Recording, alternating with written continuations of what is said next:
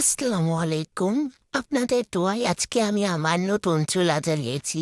তো এই চুলাটা জ্বালানোর জন্য আমি বড় বড় সাইজের একটা ইলিশ মাছ নিয়ে এসেছিলাম, প্রায় সেটা 1.5 কেজির মতো। তো সেটা আমি কয়েক পিস চাকা বানিয়েছি ভাজার জন্য, যেহেতু নতুন চুলা বলে কথা, একটা ইলিশ মাছ না নিয়ে আসলে কি আর হয়। তো প্রথমে এটা আমি লবণ, গুঁড়ো মরিচ, হলুদের গুঁড়া এগুলো দিয়ে আমি মেরিনেট করে রেখে দিয়েছিলাম। তো তারপরে এটা আমি তেলে ভেজে নিব। তো তোমাদের একটা কথা আমি বলে দিতে চাই, সেটা হলো তোমরা আমার ভিডিও দেখো কিন্তু আমার চ্যানেলটা সাবস্ক্রাইব করে যাও না। এটা কিন্তু আমার খুব খারাপ লাগে। আমার ভিডিও ঠিকই দেখো কিন্তু আমার চ্যানেলটা এরকমই থাকে।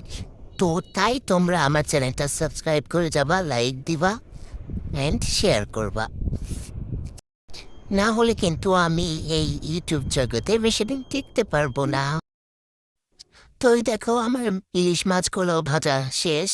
এখন আমি এটা নামিয়ে নিচ্ছি। মিনি কিচেন বলে কথা, দেখো কত কষ্ট হচ্ছে নামাতে আমার। তো তারপর দেখো ফাইনাল লুক।